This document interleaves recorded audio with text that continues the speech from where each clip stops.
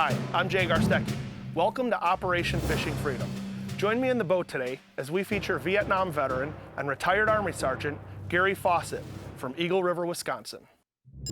Duty, honor, sacrifice. Every military veteran has a story to tell. Join pro anglers Jay Garstecki and Ben Olsen as they honor the stories of true American heroes on a fishing boat. The mission today is Operation Fishing Freedom. Brought to you by Great Clips. Eagle River, Wisconsin. If you're not snowmobiling the trails, you're probably fishing the chain of 28 lakes. It is here that we catch up with Vietnam War veteran Gary Fawcett and his wife Shelley. Ready to go catch some fish? Yes, let's go. We got a beautiful day for it, Yeah, don't we? it's beautiful up here. A little cold, but at least the wind's not blowing. Yeah, it's gonna be just fine. You got it? Yeah, thanks. Thanks. Perfect. Man, what a pretty lake.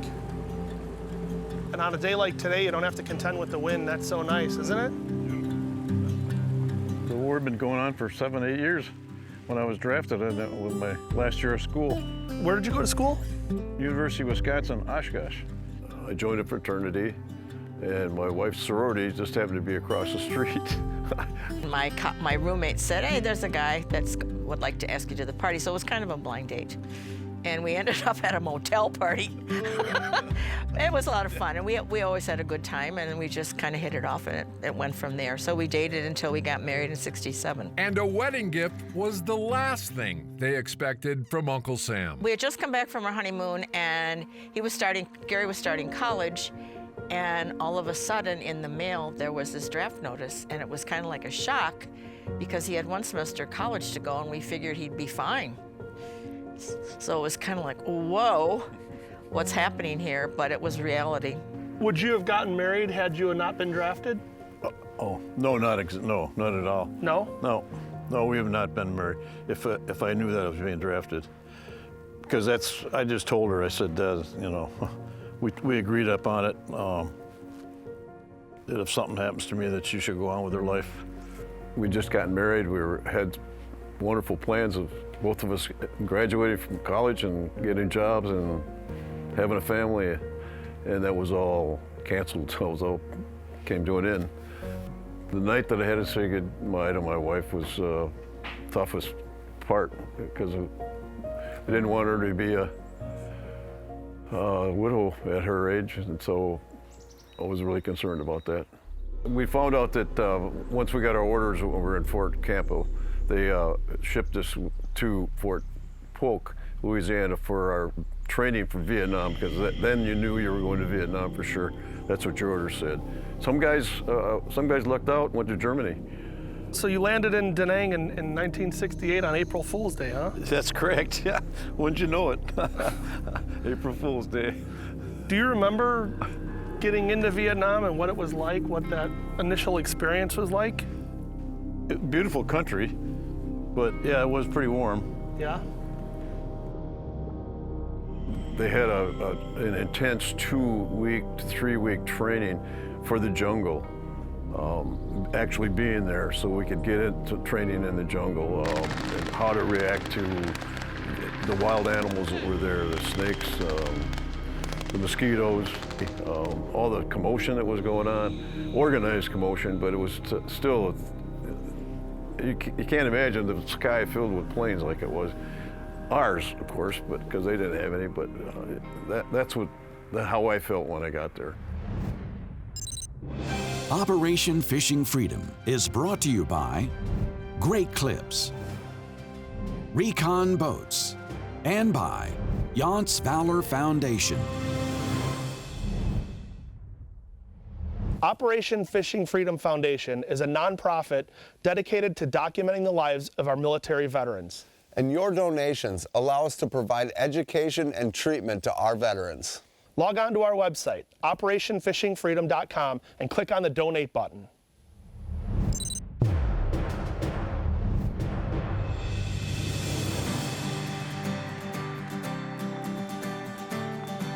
They said there were some fish in here. That's what the brochure said. Yeah. Finally. Yeah, hey. Hey, look at that. There you I go. got one, man. You know what that is? Took us half a rock bass. It's a little rock bass. Took us half a day, but we got it. Well, Yeah, good right. better man. late than never. Look at that. Sign him. Yeah, there we go. Got it. Thanks, guys.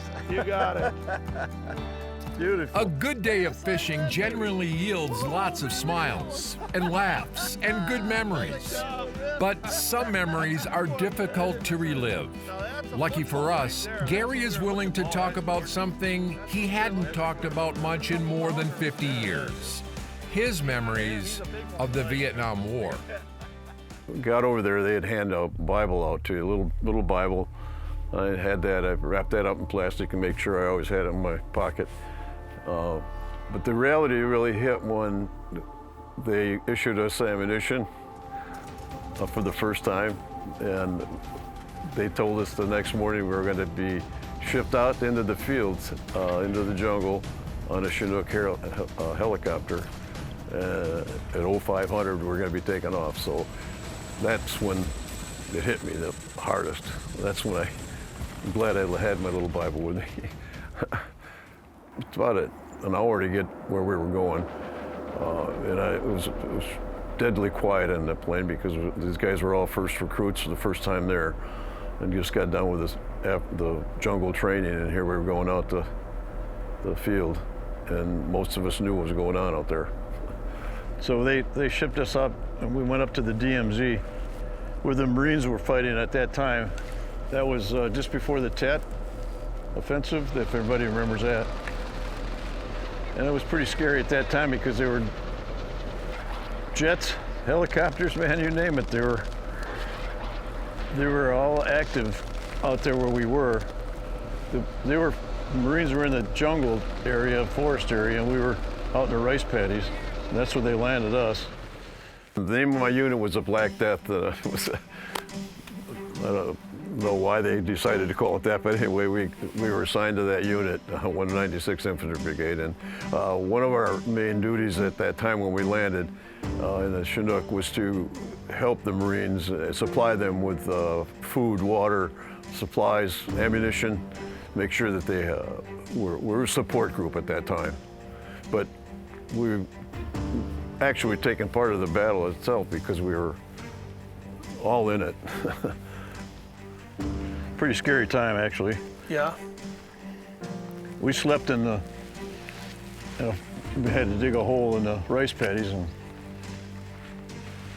you know how they fertilize the rice paddies?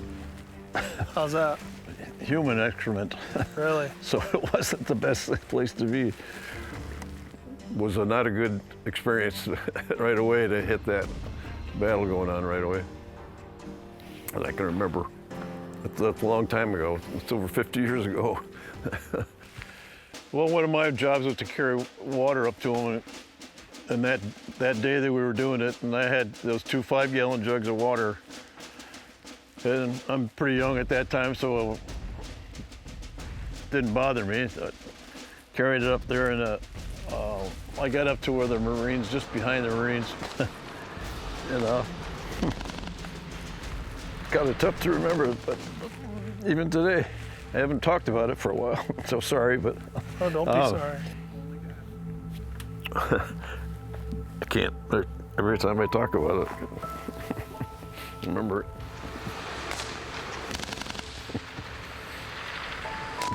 The guys, it was hot. The battle was going on, and I had one in each hand. I started carrying them up there, and I had to go about probably 4 or 5 blocks maybe to get up to where they were fighting. So I had these 2 jugs of water, and by the time I got up to where they were, I had, it's hard for me to remember that, but it had holes in bullet holes in both those 5-gallon containers of water, and no bullets in me.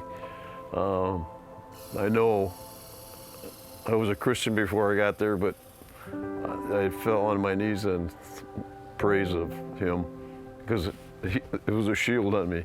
How could those 2 5-gallon bottles be full of bullet holes and not me? The only thing that could have happened. It's a miracle.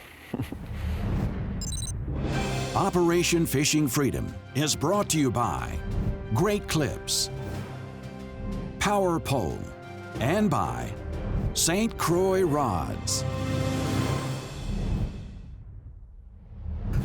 It's a muskie. It is. I saw him. Get him. There we go. Only took 5 seasons, but we got us a muskie on film. 37 and a half, right on dot. If you'd like to see more behind-the-scenes footage and bonus content, Follow us on social media and please subscribe to our YouTube channel. If you're a U.S. military veteran living in Illinois, Wisconsin, or Minnesota, log on to takeeventfishing.org to find an event near you. Produced in association with the Yance Valor Foundation. whoa, look at that. Holy cow, hang on, let me get the net. I told you. Look at it. Oh my gosh! Oh my gosh! Yeah!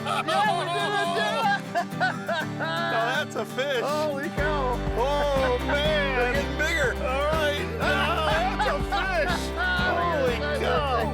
Look at the size of that. Oh, geez. Are we excited or what? Wow, Gary. Oh man, that's so much worth it. Oh, now that's a big fish. Holy cow. Let me see if I can get him. That's a champion. I'm taking that one. No, I can't. That's almost a wall mounter right there, Oh, isn't it? yeah, it is. How do you like that, huh? That's what it's all about, fellas. That's right. Oh gosh, is he a good one. Oh, that's the biggest fish I've ever caught. It wasn't long after landing in Vietnam that Gary was face to face with enemy fire. Enemy fire, though, that failed to pierce the supernatural shield surrounding him. A shield that Gary later said strengthened his faith. Can you imagine that? 2 bullet holes in both of those jugs and not in me? It was like having a shield in front of me. And it was his shield. At that point in time, I wrote back to my wife and I said, I know there's a God up there someplace. He's watching after me. Because I got up there and I didn't have any bullet holes in me. And I haven't talked about it for so many years. Part of our training was the fact that we take care of the wounded and the dead people, the dead soldiers that we encountered when we were in a battle. We'd have to, they trained us to put them into plastic bags, which, the dreadful thing. We always had 2 dog tags we had around our neck, and one of them was to go to the commanding officer to the office so they could detail the death and who it was. And the other dog tag would have to put in their mouth between their teeth and hit their jaw to make sure it stayed there so they could identify him when they got there. Very unpleasant thing to do. Because I went through basic training with a lot of these guys. We were issued the same orders to get to Vietnam. My first lieutenant, who was our platoon leader, asked me if I'd consider handling the captain's radio, which was kind of, when I look back, it was kind of actually a dumb thing to do, because that's the first thing they wanted to do was shoot that guy with the big antenna sticking out of the radio. We didn't have the cell phones and stuff at that time, so it was a perfect target. It was nice because I didn't have to go on those listening posts anymore. I didn't have to do those duties, and he had the scotch too, by the way. So after finding favor with his platoon leader, Gary eventually was able to secure a job away from the front lines as an office clerk, a job he knew very well could get him home safely. I had to do a company clerk's job, and after 2 weeks, he said, Fawcett, you're okay. You can stay there until you have to go home. When I found out I was going to be able to be the company clerk back in the rear, I scribbled on a piece of paper right away and got it right in the mail so my wife knew about it. And I sent her that scrap of paper telling her that I was going in the back the rear, and I was going to be safe for the duration of the time I'd be there. I was one of those fortunate ones that made it.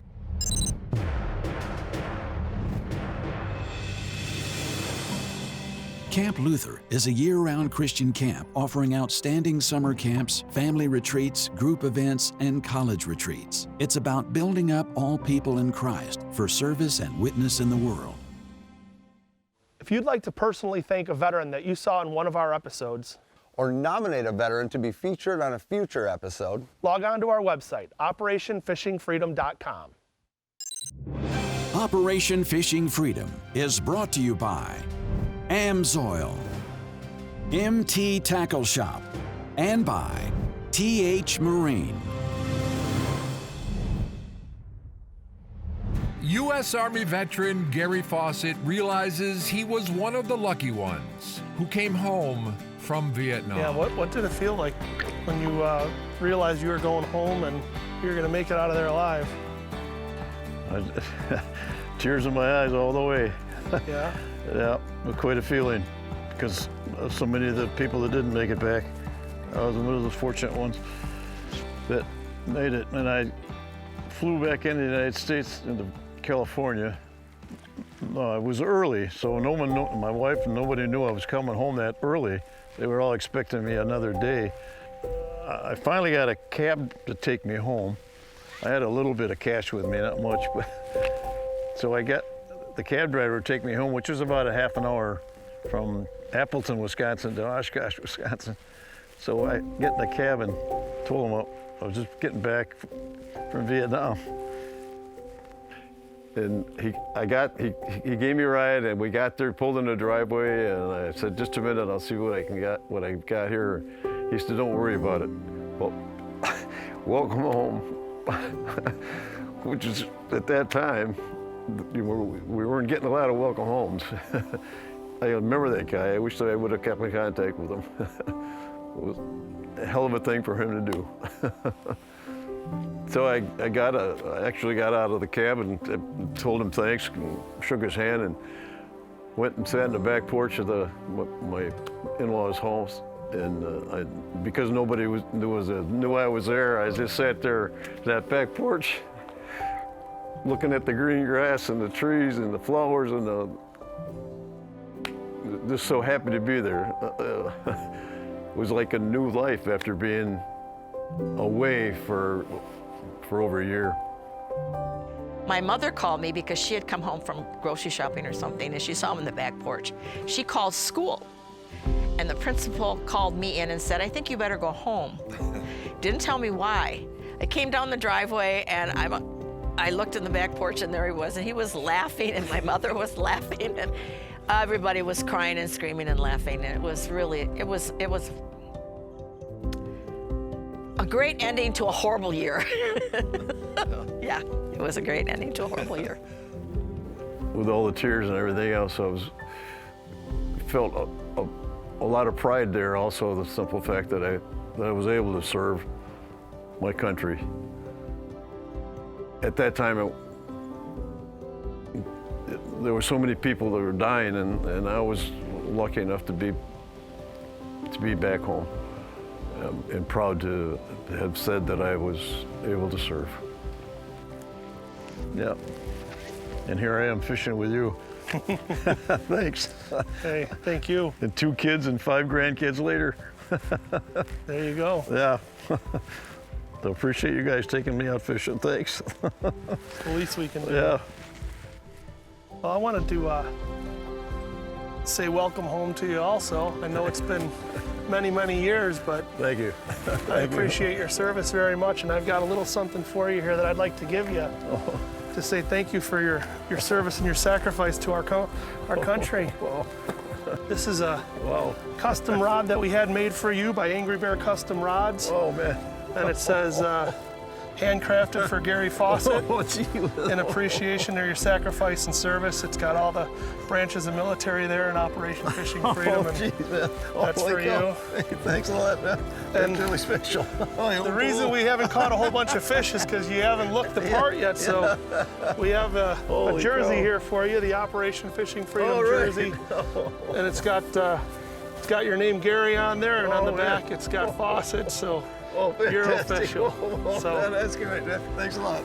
Thank you. thank you for your service. Welcome Appreciate it. home. Thank you. Welcome home. And Appreciate it thank you so again much. for sharing Wow. sharing your story with That's pretty us. special. Thanks, man. You're welcome. Thank you, guys. He's my old pole, too. Yeah. Wait till my grandkids see that one. With my name on it. Holy cow.